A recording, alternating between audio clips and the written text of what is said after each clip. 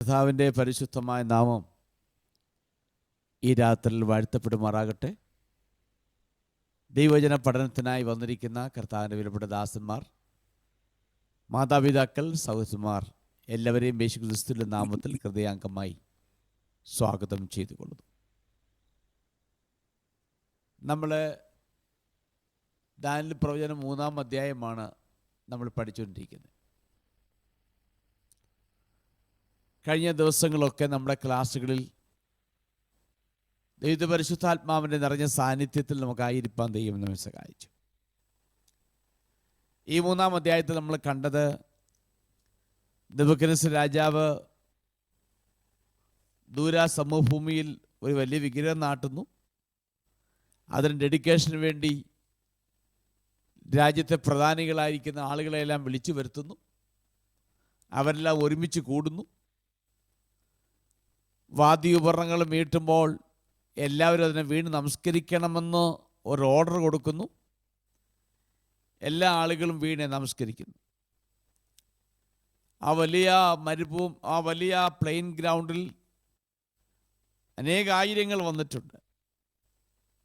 എല്ലാവരും വീണോ നമസ്കരിച്ചോ ഒന്നും ആർക്കും അറിയത്തില്ല.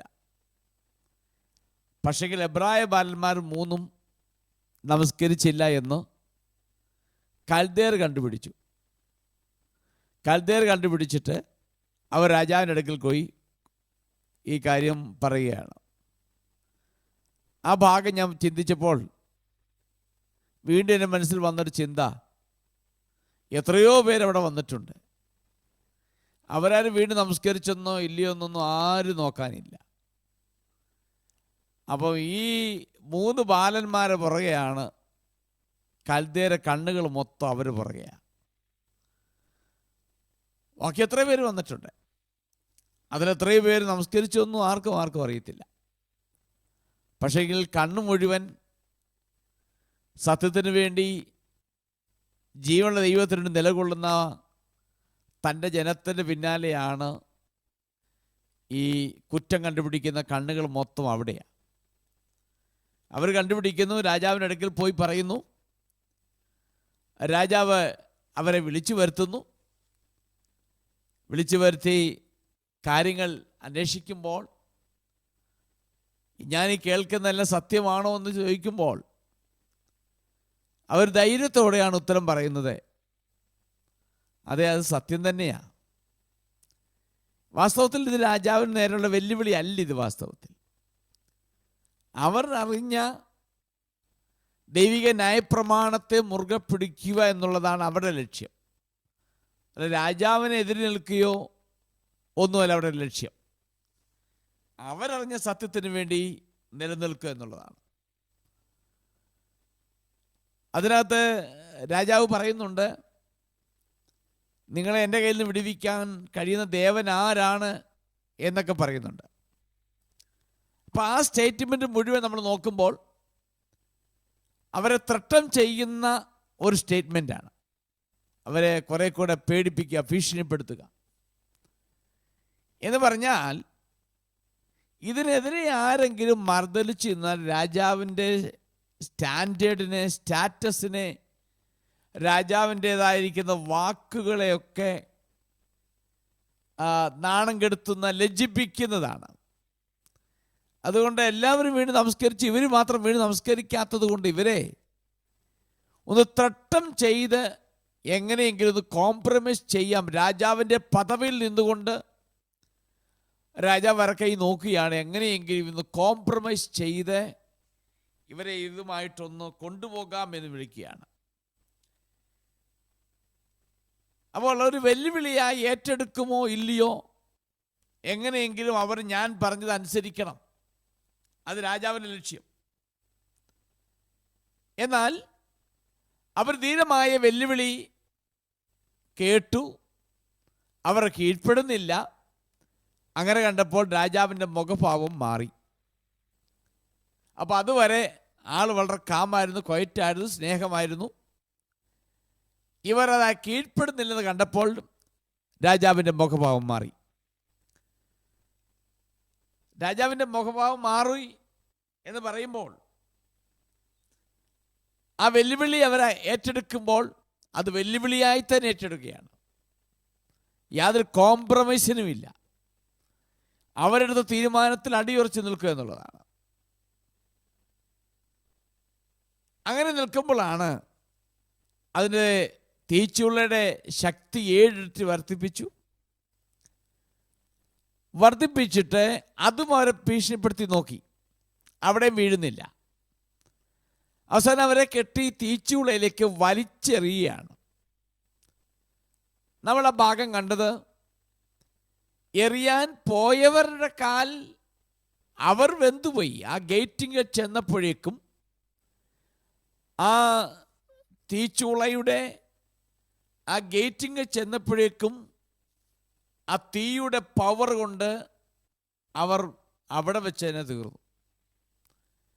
അങ്ങനെയെങ്കിൽ തീയിലേക്ക് വലിച്ചെറിയപ്പെട്ടവൻ്റെ സ്ഥിതി എന്തായിരിക്കും? അപ്പം അതുകൊണ്ട് എല്ലാവരും ചിന്തിച്ചു,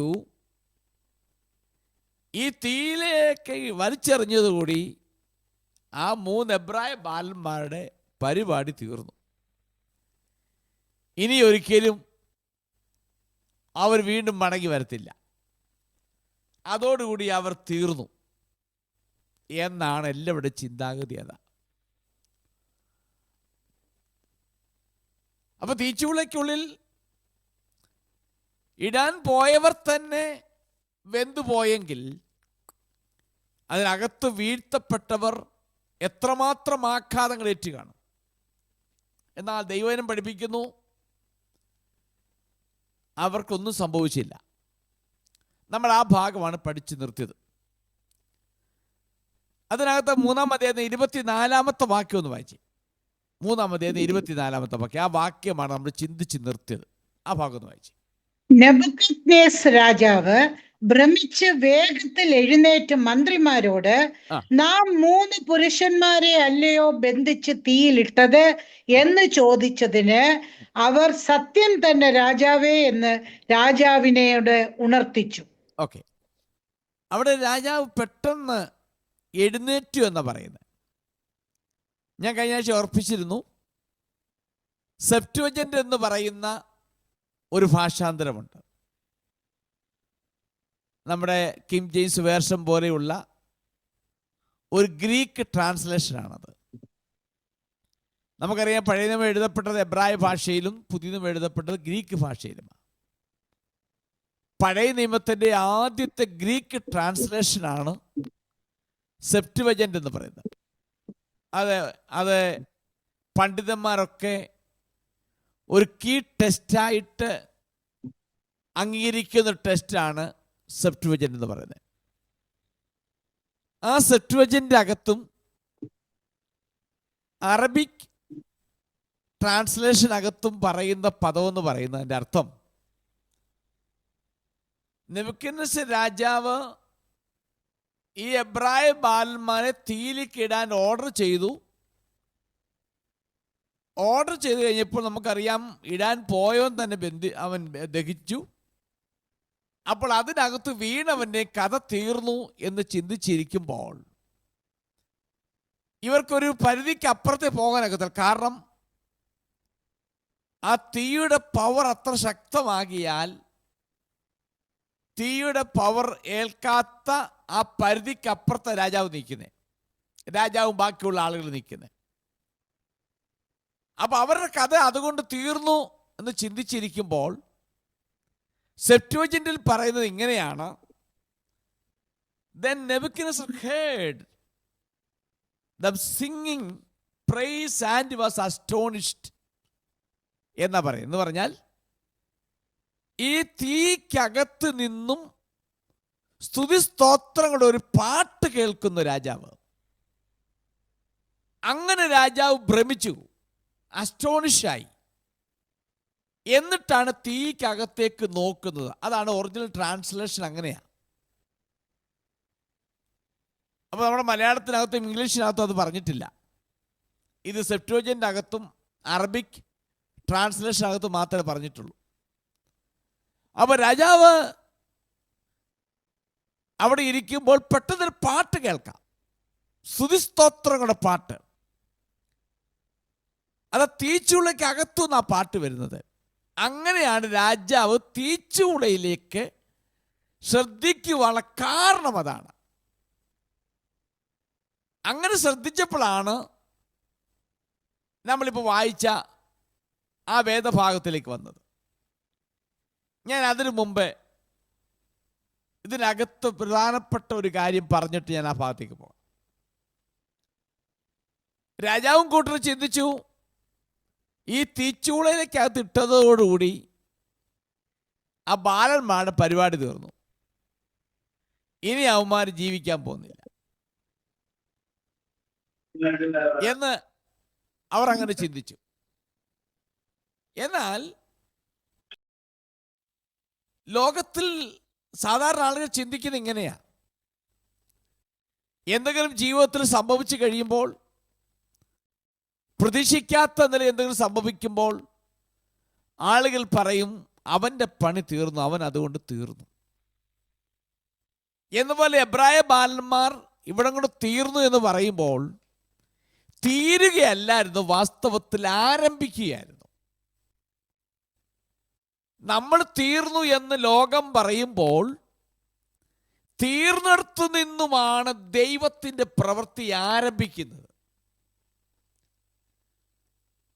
ഒരുപക്ഷെ ലോകം നമ്മെ ഇതുകൊണ്ട് അവൻ തീർന്നു, ഇനി എഴുന്നേറ്റ് വരത്തില്ല, ഇത് അവസാനമാണ്, ഇനിയും കാണത്തില്ല എന്നൊക്കെ ഒരുപക്ഷെ നമ്മളെ കണ്ട് ലോകം പറഞ്ഞു നിൽക്കാം, ദൈവമക്കളെ കണ്ടിട്ട്. പക്ഷെ ഓർത്തുകൊള്ളണം, ആ പ്രവൃത്തി ആരംഭിക്കാൻ വേണ്ടി പോവുകയാണ്. ഞാൻ 2 ഉദാഹരണം പറയാം. മോശ ജനിച്ച് 3 മാസം വീട്ടിനകത്ത് ഒളിപ്പിച്ചു വെച്ചു. ഇനി ഒളിപ്പിച്ചു വെക്കാൻ നിവൃത്തിയില്ല വന്നപ്പോൾ അവനെ നൈൽ നദിയുടെ ഞാങ്ങണയുള്ള ആ ഒരു തീരത്ത് കൊണ്ട് വെച്ചു, ഒരു ബോക്സിനകത്താക്കി വെച്ചു. എന്നിട്ട് അവൻ്റെ പെങ്ങൾ ദൂരത്ത് നിൽപ്പുണ്ട്. ഈ പെട്ടി എങ്ങോട്ടാ പോന്നേ, ഇനി ആരെങ്കിലും വന്നിട്ട് ഈ പെട്ടി പൊട്ടിക്കുമോ, പൊട്ടിക്കുകയാണെങ്കിൽ ആ കുഞ്ഞിനെ എന്ത് ചെയ്യും എന്നൊക്കെയുള്ള ഒരുപാട് ചോദ്യങ്ങൾ അവിടെ ഹൃദയത്തിനകത്തുണ്ട്. എന്ന് പറഞ്ഞാൽ ഒരുപക്ഷെ ഒരു നല്ല വെള്ളം ഒഴുകി വന്ന് ഓളം തള്ളി തള്ളി ഈ ഞാങ്ങണയുടെ ഈ പെട്ടി ഒലിച്ച് നൈൽ നദിയോട് ഒലിച്ച് ഇങ്ങനെ പോകാൻ സാധ്യതയുണ്ട്.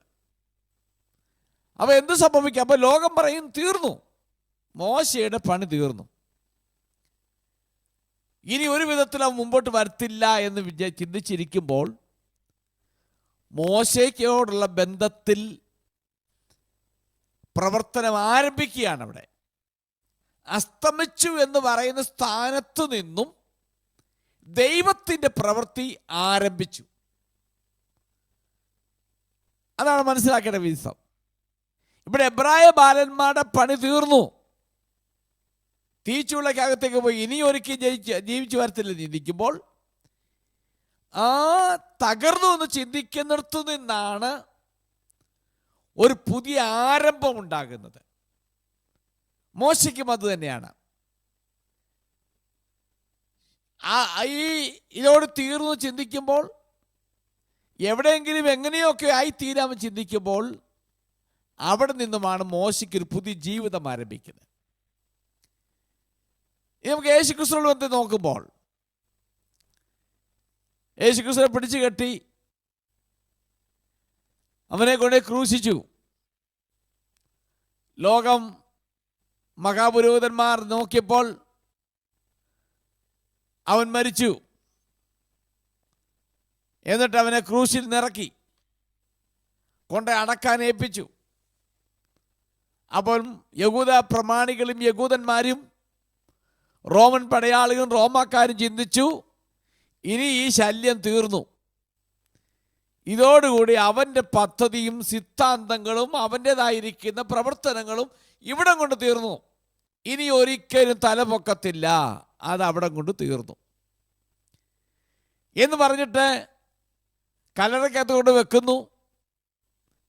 ഇനി ഒരിക്കലും ഇനി അത് ഒരു വിധത്തിലും അതിന് അറ്റം പിടിച്ചുകൊണ്ട് ഒരുത്തരും എഴുന്നേറ്റ് വരില്ലെന്ന് പറഞ്ഞിട്ട് റോമൻ ഗവൺമെൻറ് പട്ടാളക്കാരെ കാവലാക്കുന്നു. അതിനെ പൂട്ടിടുന്നു, സീല് വെക്കുന്നു. അപ്പൊ ഇതോടെ തീർന്നു. ക്രിസ്തുവിൻ്റെതായിരിക്കുന്ന പ്രവർത്തനങ്ങൾ തീർന്നു. എന്നാൽ എന്ന് യഹൂദ പ്രമാണികളും മഹാപുരോഹിതന്മാരും റോമൻ ഗവൺമെന്റും എല്ലാം ചിന്തിച്ചിരിക്കുമ്പോൾ എവിടെയാണോ തീർന്നത് എന്ന് പറഞ്ഞ ആ കല്ലറയ്ക്കകത്തു നിന്ന് തന്നെ ഒരു പുതിയ ആരംഭം കുറിക്കുകയാണ് ചെയ്തത്. Praise the Lord. അപ്പൊ തീർന്നു എന്ന് പറയുമ്പോൾ അസ്തമിച്ചു, ഇനി വരത്തില്ല, ഇതോടുകൂടി തീർന്നു എന്ന് ആര് പറഞ്ഞുവോ അവിടെ നിന്നും ഒരു പുതിയ ആരംഭം കുറിക്കും ദൈവത്തിൽ വിശ്വസിക്കുന്നവർക്ക് വേണ്ടി. ദൈവത്തിൽ വിശ്വസിക്കുന്ന തൻ്റെ ജനത്തിന് വേണ്ടി, തങ്കൽ ഏകാഗ്രചിത്തന്മാരായിരിക്കുന്നവർക്ക് വേണ്ടി, തന്നെത്താൻ ബലവാനെന്ന് കാണിക്കേണ്ടതിന് എവിടെ അസ്തമിച്ചുവോ അവിടെ നിന്ന് ഒരു പുതിയ തുടക്കം ആരംഭിക്കുകയാണ്. അതാണ് നമുക്ക് കാണാൻ കഴിയുന്നത്. അതുകൊണ്ട് എന്നെ കേൾക്കുന്നവരോട് പറയട്ടെ, ക്രിസ്ത്യാനിത്വം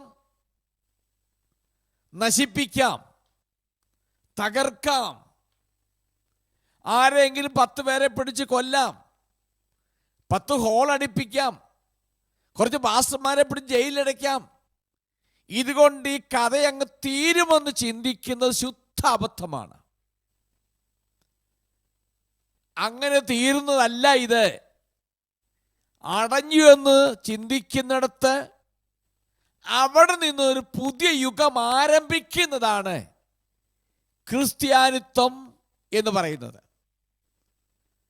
അതുകൊണ്ട് ക്രിസ്ത്യാനിത്വത്തെയോ ദൈവജനത്തെയോ ദൈവസഭയെയോ ആർക്കും നശിപ്പിക്കുവാൻ ഒക്കത്തില്ല.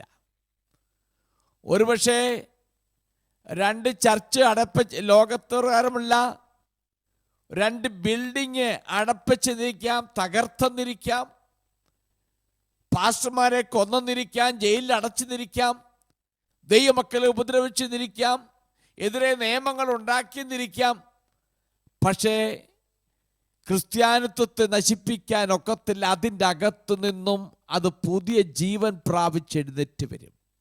കാരണം ഇതിന് സ്ഥാപകനാകുന്ന ക്രിസ്തു ഇതോട് തീർന്നു എന്ന് പറഞ്ഞ് ചിന്തിച്ച് അടക്കിയെടുത്തു നിന്നും ഒരു പുത്തൻ ശക്തിയോടെ ഉയർത്തെഴുന്നേറ്റ് വന്നു എങ്കിൽ ദൈവജനത്തെ ഒരു കല്ലറയ്ക്കകത്തും ഒരു ഇരുമ്പഴിക്കകത്തും ഒന്നിൻ്റെ അകത്തും നമ്മുടെ ഗമനത്തെയോ നമ്മുടെ ദൈവത്തിൻ്റെ പദ്ധതിയോ നമ്മയോ പൂട്ടിയിടാൻ കഴിയത്തില്ല. അവിടെ നിന്നും ഒരു പുത്തൻ ശക്തിയോടുകൂടെ തന്നെ തൻ്റെ ജനം വെളിയിൽ വരും. അതൊരു യാഥാർത്ഥ്യമാണ്. ഇന്നു വരെയുള്ള ചരിത്ര സത്യങ്ങൾ തെളിയിക്കുന്നതാണ്. അതാണ് ഇവിടെ കാണാൻ കഴിയുന്നത്. ഇതോടെ തീർന്നു ചിന്തിച്ചു നെബൂഖദ്നേസർ. എന്നൊരു പാട്ട് കേൾക്കാം. നോക്കിയപ്പോൾ കാണാം അവൻ തീച്ചൂളക്കകത്തു നിന്ന് ആ പാട്ട് വരുന്നത്. അതുകൊണ്ടാണ് തീച്ചൂളക്കകത്ത് കാര്യമായി നോക്കിയത്. ഒരു സർട്ടൻ ഡിസ്റ്റൻസ് ഉണ്ട്, അടുത്തു പോയി നോക്കാനൊക്കത്തില്ല. 100 പേരെ നോക്കുമ്പോഴാണ് 4 പേരെ കാണാൻ കഴിയുന്നത്. അപ്പോൾ മുഖത്തെ സംതൃപ്തി ഭാവത്തോടുകൂടെ നെബൂഖദ്നേസർ എഴുന്നേൽക്കുകയാണ്. അങ്ങനെയ്ക്ക് പാട്ടിന്റെ ശബ്ദം കേൾക്കുന്നു. ഒരു വലിയ കൊടുങ്കാറ്റോടുകൂടെയുള്ള ചൂടിൽ നിന്നും സുരക്ഷിതമാകുന്ന അകലത്തിൽ തീച്ചൂളയിലേക്ക് രാജാവ് നോക്കുമ്പോൾ അവൻ 4 പുരുഷന്മാർ സ്വതന്ത്രരായി തീച്ചൂളക്കകത്തിങ്ങനെ കറങ്ങിക്കൊണ്ടിരിക്കുകയാണ്, പാട്ടുപാടി സന്തോഷിക്കുകയാണ്. നമുക്കിത് മനസ്സിലാക്കുവാൻ സാധിക്കുന്നൊരു വസ്തുത, അവർ തീച്ചൂളിൽ നിന്നും അവിടെ നിന്ന് അവർ പുതിയൊരു യുഗത്തിലേക്ക്, പുതിയൊരു അനുഭവത്തിലേക്ക് അവർ നീങ്ങുകയാണ്. അവസാനിച്ചു ചിന്തിക്കുന്നിടത്തു നിന്നും ഒരു പുതിയ തുടക്കം ഉണ്ടാകുകയാണ്. ഈ ഭാഗം ചിന്തിച്ചപ്പോൾ എൻ്റെ മനസ്സിൽ ഓടി വന്നത്, പൗലോസും സീലാസും കാരാഗ്രഹത്തിൽ അടച്ചപ്പോഴും അതോട് തീർന്നു എന്നൊക്കെ ചിന്തിക്കുമ്പോൾ, അർദ്ധരാത്രിയായപ്പോൾ അവിടെ കാരാഗ്രഹത്തിനകത്തു നിന്നും പാട്ടും സ്തുതികളൊക്കെ മുഴങ്ങാൻ തുടങ്ങി. അവിടെ അങ്ങോട്ട് തീർന്നു എന്ന് ചിന്തിച്ചിരിക്കുമ്പോൾ ആ കാരാഗ്രഹത്തിനകത്തു നിന്നും ഒരു പുതിയ യുഗം ആരംഭിക്കുന്ന പോലെ ഒരു പുത്തൻ അനുഭവങ്ങൾ ഉടലെടുക്കുവാൻ തുടങ്ങുന്നു. ഇതുവരെ ഉണ്ടായിട്ടില്ലാത്ത ഒരു വലിയ ഭൂകമ്പം കാരാഗ്രഹത്തിനകത്തുണ്ടാകുന്നു. വാതിലുകൾ തുറക്കപ്പെടുന്നു. ജയിലിന്റെ വാർഡൻ രക്ഷിക്കപ്പെടുന്നു. അയാൾ തന്നെ തന്നെത്താൻ കൊല്ലാൻ ഭാവിക്കുന്നു.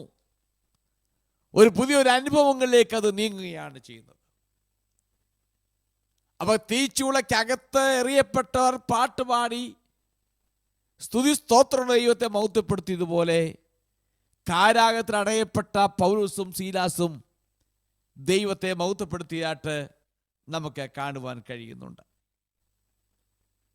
അവർ നോക്കുമ്പോൾ 4 പുരുഷന്മാർ സ്വതന്ത്രരായി അതിനകത്ത് ചുറ്റിക്കൊണ്ടിരിക്കുകയാണ്. നെബൂഖദ്നേസർ രാജാവ് പറയും, 4-മത്തവന്റെ രൂപം ഒരു ദൈവപുത്രനെ പോലെയാണ്. 4-മത്തെ വ്യക്തി ആരാണെന്ന് നമ്മോട് പറയുന്നത് എബ്രായ ബാലന്മാരല്ല പറയുന്നത്. നമ്മോട് പറയുന്നത് നെബൂഖദ്നേസറാ പറയുന്നത്. ഈ വചനത്തിൽ വായിക്കുമ്പോൾ നെബൂഖദ്നേസർ പറയുന്നത് 4-മത്തവന്റെ രൂപം ദൈവപുത്രന്റെ രൂപമാണ്. അപ്പൊ ദൈവപുത്രൻ രൂപമായിട്ട് അവന് മനസ്സിലായി. അത് ഇവിടെ മനസ്സിലാക്കേണ്ട മറ്റൊരു വസ്തുത, ഈ തീച്ചൂളയുടെ നടുവിൽ, ഈ കഠിനമേറിയ പരീക്ഷണങ്ങളുടെ നടുവിൽ അക്ഷരാർത്ഥത്തിൽ അവരോടൊപ്പം നടക്കുവാൻ, അവരോടൊപ്പം പാടുവാൻ, അവരോടൊപ്പം സന്തോഷിക്കുവാൻ അവർ പറഞ്ഞതുപോലെ സ്വർഗത്തിലെ ദൈവം അവിടേക്ക് ഇറങ്ങി വന്നു. അവർ പറഞ്ഞു, ഞങ്ങളുടെ ദൈവത്തിന് ഞങ്ങളെ വിടുവിക്കാൻ കഴിയും, ഇല്ലെങ്കിലും എന്നവർ പറഞ്ഞിരുന്നു. അവരുടെ ജീവിതത്തിൽ ദൈവികമാകുന്ന കൽപ്പനകൾക്ക് പ്രാധാന്യത കൊടുത്തുകൊണ്ടും ദൈവത്തിന് കൊടുക്കേണ്ടതായ വാല്യൂ അവർ കൊടുത്തിരുന്നു. ദൈവത്തിൻ്റെ പ്രമാണങ്ങൾക്ക് വാല്യൂ കൊടുത്തിരുന്നു. ദൈവം ആരാണെന്നും ദൈവത്തിൻ്റെ പവർ എന്താണെന്നും അവർ മനസ്സിലാക്കുക മാത്രമല്ല, ആ നിലയിൽ അതിനെ കാണുകയും അതിന് കൊടുക്കേണ്ടതായ പ്രാധാന്യത അവർ കൊടുക്കുകയും ചെയ്തതുകൊണ്ട് ഒരു പരീക്ഷമാകുന്ന ഒരു തീച്ചൂടെ അനുഭവത്തിലേക്ക് വലിച്ചെറിയപ്പെട്ടപ്പോൾ അവർ പ്രതീക്ഷിച്ച, വിശ്വസിച്ച ദൈവപുത്രനായ ക്രിസ്തു അവിടേക്ക് ഇറങ്ങി വരുന്നതായി നമുക്ക് കാണാൻ കഴിയുന്നുണ്ട്. ഇതാണ് എബ്രായർ സേവിക്കുന്ന ദൈവത്തിൻ്റെ പ്രത്യേകത. ഇതാണ് ക്രൈസ്തവ ഭക്തന്മാർ സേവിക്കുന്ന ദൈവത്തിൻ്റെ പ്രത്യേകത. ഇതാണ് ദൈവികമാകുന്ന പ്രത്യാശയോടെ ദൈവത്തിനോട് കാത്തിരിക്കുന്ന തൻ്റെ ജനത്തിൻ്റെ പ്രത്യാശ ഇതാണ്. ഏത് അനുഭവങ്ങളിലൂടെ കടന്നുപോയാലും നമ്മളോടൊപ്പം സഞ്ചരിക്കുന്ന, നമ്മളോടൊപ്പം ഇറങ്ങി വരുന്ന, നമ്മോടൊപ്പം നടക്കുന്ന ഒരു ദൈവത്തെയാണ് നമുക്ക് കാണുവാൻ കഴിയുന്നത്. അതുകൊണ്ട് ഇന്ന് രാത്രി ഞാൻ പറയട്ടെ, നമ്മൾ ഒരുപക്ഷെ ശോധനയിലൂടെയും പ്രതിസന്ധിയിലൂടെയും ഒക്കെ പോകുമ്പോൾ നമ്മൾ ചിന്തിക്കും നമ്മൾ ഒറ്റയ്ക്കാണെന്ന്. അല്ല, നമ്മൾ ഒറ്റയ്ക്കല്ല. നമ്മളോടൊപ്പം നടക്കുവാൻ ഒരുവനുണ്ട്. നമ്മളോടൊപ്പം ഷെയർ ചെയ്യുവാൻ ഒരുവനുണ്ട്. നമ്മളോടൊപ്പം പ്രാർത്ഥിക്കുമ്പോൾ നമുക്ക് ആശ്വാസം പകരുവാൻ ഒരു കർത്താവുണ്ട്. നമ്മുടെ പ്രതിസന്ധി ഘട്ടത്തിൽ ഇറങ്ങി വന്നിരുന്ന നമുക്കൊരു ദൈവമുണ്ട്. തങ്ങൾ ഏകാഗ്രചിത്തന്മാരായിരിക്കുന്നവർക്ക് വേണ്ടി തന്നെത്താൻ ബലവാനെന്ന് കാണിക്കേണ്ടതിന് എന്ന് തന്നെ വചനത്തിൽ വായിക്കുന്നു. സങ്കീർത്തനം 23:4 ഇങ്ങനെ വായിക്കുന്നു. ആ ഭാഗത്ത് വായിച്ച സങ്കീർത്തനം 23:4. നമുക്കറിയാവുന്ന വേദഭാഗമാണെങ്കിലും ആ വാക്യം ഒന്ന് വായിച്ചേ.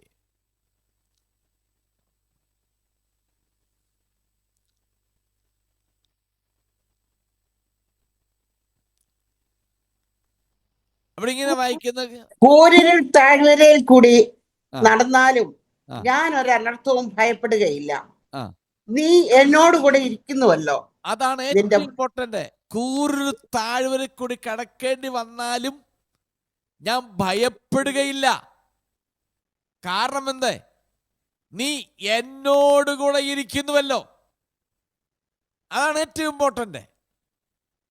ഇനി 46-ാം സങ്കീർത്തനത്തിലേക്ക് പോകുമ്പോൾ കഷ്ടങ്ങൾ ഏറ്റവും അടുത്ത തുണയായിട്ട് ഇങ്ങനെ പറയുന്നു. അവന്റെ പർവ്വതങ്ങൾ കുലുങ്ങി സമുദ്രമധ്യേ വീണു, അതിലെ വെള്ളം ഇരച്ചു കലങ്ങി എന്നൊക്കെ പറഞ്ഞിട്ട് പറയുന്നു, അതിൻ്റെ നടുവിൽ ദൈവമുണ്ട്. അപ്പൊ അങ്ങനെയെങ്കിൽ നാം കടന്നു പോകുന്ന പാതകൾ നമ്മൾ ഒറ്റയ്ക്കല്ല, നമ്മളോടൊപ്പം യാത്ര ചെയ്യുന്നൊരു ദൈവമുണ്ട്. ആ കർത്താവ് പറഞ്ഞു, ഞാൻ ലോകാവസാനത്തുള്ള എല്ലാ നാളും നിങ്ങളുടെ കൂടെ ഉണ്ട്, ഞാൻ നിങ്ങളെ അനാഥരായി വിടുകയില്ല. ആ കർത്താവ് ഇവിടേക്ക് ഇറങ്ങി വന്നിരിക്കുകയാണ് തൻ്റെ ജനത്തെ ഉദ്ധരിക്കുവാൻ വേണ്ടി. നമുക്കറിയാം, ഇസ്രായേൽ ജനം മിസ്രൈമിൽ കഠിന ശോധനയിലൂടെ പോയപ്പോഴും ഒരു UNOയോ ഒരു രാഷ്ട്രം പോലും അവർക്ക് വേണ്ടി സംസാരിക്കാൻ ഇല്ലാത്ത കാലഘട്ടത്തിൽ അവരെ നടുവിലേക്ക് ഇറങ്ങി വന്നു, അവരെ അവിടെ നിന്ന് ഉദ്ധരിച്ചതായി നമുക്ക് കാണാൻ കഴിയുന്നുണ്ട്. അവരെ എത്രയെത്ര പ്രതിസന്ധി ഘട്ടങ്ങളിൽ വാസ്തവമായി ദൈവം ഇറങ്ങി വന്നതായി കാണുവാൻ കഴിയുന്നുണ്ട്. പുതിയ നിയമത്തിലേക്ക് വരുമ്പോൾ യാമി തൻ്റെ ഭക്തന്മാരുടെ ബന്ധത്തിൽ എത്രയെത്ര സന്ദർഭങ്ങളിൽ നാം വിശ്വസിക്കുന്ന കർത്താവ് ഇറങ്ങി വന്നിട്ടുണ്ട്. അറിയാം, പത്മോസ് ദ്വീപിൽ നല്ല ബൈബിളാണ്, പഴയതാണ്. കിടക്കുമ്പോൾ, പത്മോസ് ദ്വീപിൽ ഏകാന്തനായി കിടക്കുമ്പോൾ അവിടേക്ക് ഇറങ്ങിച്ചെന്നു യോഹന്നാൻ വിശ്വസിക്കുന്ന കർത്താവ്. യോഹന്നാനെ അവിടേക്ക് നാട് കടത്തപ്പെട്ടപ്പോഴും തന്നോടുകൂടി ആരെയില്ലെങ്കിൽ ഒറ്റയ്ക്കാണെങ്കിലും ശരി അവിടേക്ക് ഇറങ്ങി വന്ന ഒരു യേശുവിനെ കാണുവാൻ നമുക്ക് കഴിയുന്നുണ്ട്. എനിക്ക് ദൈവജനത്തോട് പറയട്ടെ, നമ്മൾ ഒറ്റയ്ക്കല്ല, നമ്മളെ വിളിച്ചിറക്കിയ കർത്താവ് നമ്മോട് കൂടെ ഉണ്ട്. അവൻ നമ്മളെ എല്ലാ നാളും നമ്മളോട് കൂടെയുണ്ട്. അതുകൊണ്ട് നമ്മൾ അസ്തമിച്ചു ചിന്തിക്കുന്നിടത്ത് തന്നെ ഒരു പുതിയ തുടക്കം അമ്മ ഉരുവാക്കിക്കൊണ്ടേ നമ്മെ നടത്തുവാൻ കഴിയുന്നൊരു കർത്താവ് എന്ന് നമുക്ക് മനസ്സിലാക്കുവാൻ കഴിയുന്നുണ്ട്. ഇവിടെ നമുക്ക് കാണാൻ കഴിയുന്നത് ശദ്രക്കും മേശക്കും അബേദ്നെഗോവും ഈ അഗ്നി പരിശോധനയിലൂടെ പോകുമ്പോൾ നാലാമത് ഒരുത്തനിറങ്ങി വന്നു, ദൈവപുത്രനായ ക്രിസ്തു. പക്ഷെ ഇവരത് അറിഞ്ഞു എന്നറിയത്തില്ല. ഈ ബാലന്മാർ അതിനെക്കുറിച്ച് അറിഞ്ഞോ എന്നറിയത്തില്ല. എന്തായാലും ശരി, ദൂരെ നോക്കുന്ന നെബൂഖദ്നേസറിന് മനസ്സിലായി അവരൊറ്റയ്ക്കല്ല, അവരോടുകൂടെ ദൈവപുത്രനാകുന്ന ഒരാളുണ്ട്. നാം ഒരു കാര്യം മനസ്സിലാക്കും, ചിലപ്പോൾ നമ്മുടെ പരീക്ഷണങ്ങളിൽ, പരിശോധനകളിൽ ചിലപ്പോൾ നന്നായിട്ട് ദൈവസാന്നിധ്യം നമുക്ക് അനുഭവിച്ചറിയാൻ കഴിയും. ചിലപ്പോൾ നമുക്ക് മനസ്സിലാക്കുവാനും കഴിയത്തില്ല. എങ്കിലും ശരി, അതിന് നടുവിൽ യഹോവയായ ദൈവമുണ്ടായിരിക്കും. തീയുടെ നടുവിൽ 4 പുരുഷന്മാർ സ്വതന്ത്രരായി നടക്കുകയാണ്. നെബൂഖദ്നേസർ രാജാവ് നോക്കുമ്പോൾ കയറുകൊണ്ട് കെട്ടിവിട്ടവരാ. കയറെല്ലാം തീയിൽ ചുട്ടെരിഞ്ഞു പോയി.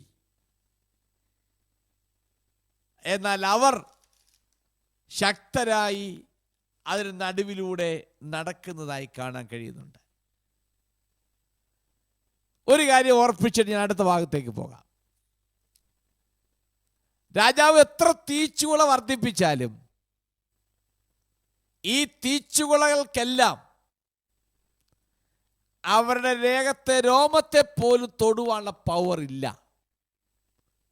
അവരെ കെട്ടിയ കയറിനെ മാത്രം കരിക്കാനെ കൊണ്ട് മാത്രമേ ആ തീക്ക് കഴിയത്തുള്ളൂ. അവരുടെ ദേഹത്ത് തീയുടെ മണം പോലും ഇല്ലായിരുന്നു എന്ന് പറയുമ്പോൾ, എത്ര അവരെ കൊണ്ടിടാൻ പോയവൻ വാതിക്കൽ വെച്ച് തന്നെ ദഹിക്കപ്പെട്ടു പോയാലും ശരി, ഈ ഭക്തന്മാരിൽ വ്യാപരിക്കുന്ന ശക്തി, ഈ ഭക്തന്മാരിൽ വ്യാപരിക്കുന്ന ദൈവശക്തി തന്നിമിത്തം ആ തീക്ക് അവരെ തൊടുവാൻ കഴിഞ്ഞില്ല. അവരുടെ മുൻപിൽ തീ ഒന്നുമല്ലായിരുന്നു. Praise the Lord. അതുകൊണ്ട് പ്രവചന പുസ്തകം വായിക്കുന്നു, തീജ്വാലകൾക്ക് നിന്നെ ദഹിപ്പിക്കാൻ കഴിയത്തില്ല, വെള്ളങ്ങൾക്ക് നിന്നെ മുക്കുവാൻ കഴിയത്തില്ല. കാരണം നിന്നെ ദഹിപ്പിക്കാനുള്ള പവർ, നിന്നെ നശിപ്പിക്കാനുള്ള പവർ ആ തീക്കില്ല. ലോകപ്രകാരം ഏതെല്ലാം തീകൾ കൂട്ടി നമ്മളെ അതിലേക്ക് വലിച്ചെറിഞ്ഞാലും ഓർത്തോളം ആ തീയിൽക്കൊന്നും നമ്മെ തൊടുവാൻ കഴിയത്തില്ല. നമ്മളോടൊപ്പം വ്യാപരിക്കുന്ന ദൈവശക്തി, നമ്മളോടൊപ്പം നമ്മൾ നടക്കുന്ന ഒരു ദൈവ സാന്നിധ്യം ഉള്ളത് കൊണ്ട് ആ തീക്ക് നമ്മെ ദഹിപ്പിക്കാനുള്ള പവർ ഇല്ല. അതുകൊണ്ടാണ് പ്രവാചകൻ വിളിച്ചു പറഞ്ഞ്, തീയിൽ കൂടെ കടക്കേണ്ടി വന്നാലും അത് നിന്നെ ദഹിപ്പിക്കത്തില്ല. ഇന്ന് രാത്രിയിൽ എന്നെ കേൾക്കുന്ന സൂം പ്ലാറ്റ്ഫോമിലൂടെയും യൂട്യൂബിൽ ശ്രദ്ധിക്കുന്ന പ്രിയപ്പെട്ടവരെ, തീജ്വാലകൾക്ക് നിന്നെ ദഹിപ്പിക്കുവാൻ കഴിയത്തില്ല. നീ ദൈവത്തിൽ പൂർണ്ണമായും വിശ്വസിച്ച് അവൻ്റെ പ്രമാണങ്ങൾക്ക് പ്രാധാന്യത കൊടുത്തുകൊണ്ട് നീ മുന്നോട്ട് യാത്ര ചെയ്യുന്നെങ്കിൽ ഇതിനൊന്നും നിന്നെ തൊടുവാൻ കഴിയത്തില്ല എന്ന് ഈ തരത്തിൽ ഞാൻ പറയുകയാണ്. നമുക്കത് 26, 27 വാക്യം ഒന്ന് വായിക്കാം. 3-ാം അധ്യായത്തിന്റെ 26, 27 വാക്യം. എരിയുന്ന തീച്ചൂളയുടെ വാതുക്കൽ അടുത്തു ചെന്നു അത്യുന്നത ദൈവത്തിന്റെ ദാസന്മാരായ ശദ്രക്കെ, മേശക്കെ, അഭിനഗോവേ പുറത്തു വരുവീൻ എന്ന് കൽപ്പിച്ചു. അങ്ങനെ ശദ്രക്കും മേശക്കും അഭിനഗോവും തീയിൽ നിന്ന് പുറത്തു വന്നു. പ്രധാന ദേശാധിപതിമാരും സ്ഥാനാധിപതിമാരും ദേശാധിപതിമാരും രാജമന്ത്രിമാരും വന്നുകൂടി. ആ പുരുഷന്മാരുടെ ദേഹത്തിന് തീ പിടിക്കാതെയും അവരുടെ തലമുടി കരിയാതെയും കാൽച്ചട്ടയ്ക്ക് കേടുപറ്റാതെയും അവർക്ക് തീയുടെ മണം പോലും തട്ടാതെയും ഇരുന്നത് കണ്ടു. 27-ാമത്തെ വാക്യം കൂടെ അത് വായിച്ചു. നോക്കണം, തീച്ചൂളൽ പുറത്തു വരുന്നതിന് മുൻപേ ഈ നെബൂഖദ്നേസർ രാജാവ് സത്യദൈവത്തെക്കുറിച്ച് പറഞ്ഞ അത്യുന്നതനായ ദൈവത്തെ സേവിക്കുന്നു എന്ന് നെബൂഖദ്നേസർ തിരിച്ചറിഞ്ഞു. അവന്റെ കണ്ണ് തുറന്നു. അത്യുന്നതനായ ദൈവത്തിന്റെ ദാസന്മാർ എന്ന് വിളിച്ചു. ഈ മനുഷ്യരുടെ ശരീരങ്ങളിൽ ഞാൻ പറഞ്ഞ കത്തിക്കാനുള്ള പവർ ആ തീക്കില്ലായിരുന്നു. ദൈവത്തിന്റെ ശക്തിക്കും ദൈവത്തിന്റെ ഇഷ്ടത്തിനും അവർ പൂർണ്ണമായും കീഴടങ്ങിയിരുന്നതിനാൽ ഈ മനുഷ്യന്റെ മേൽ പ്രവർത്തിക്കുവാൻ, അവരെ നശിപ്പിക്കുവാൻ ഉള്ള പവറും അധികാരവും തീക്കില്ലായിരുന്നു. നോക്കണം, അതിന് കാരണം അവർ ദൈവത്തിന്റെ ശക്തിയിൽ അധികമായി വിശ്വസിച്ചിരുന്നു. ദൈവിക ഇഷ്ടത്തിന് വേണ്ടി തങ്ങളെ തന്നെ പൂർണ്ണമായി സമർപ്പിച്ചിരുന്നു. അവർ അതുകൊണ്ടാണ് പറഞ്ഞത്, രാജാവേ, ദൈവത്തിന് ഞങ്ങളെ വിടുവിക്കാൻ കഴിയും. വിടുവിച്ചില്ലെങ്കിൽ എന്ന് പറഞ്ഞാൽ ഞങ്ങളുടെ ദൈവത്തിന്റെ ഇഷ്ടം എന്താണോ അത് ഞങ്ങൾ നിവർത്തിക്കപ്പെടുവാൻ ഞങ്ങൾ പൂർണ്ണമായി സമർപ്പിക്കപ്പെടുന്നു എന്നതിൻ്റെ അർത്ഥം. ഞങ്ങൾക്ക് പ്രത്യേകമാകുന്ന ആഗ്രഹം അതിന് പിൻപിലില്ല. ഞങ്ങൾ തീക്കകത്തെ വലിച്ചെറിയപ്പെടുന്ന ദൈവത്തിന് ഹിതമാണെങ്കിൽ ഞങ്ങൾ അതിന് വില്ലിങ്ങ എന്ന് പറയാൻ ദൈവഹിതത്തിന് വേണ്ടി പൂർണ്ണമായി സമർപ്പിക്കപ്പെട്ട് കഴിഞ്ഞു.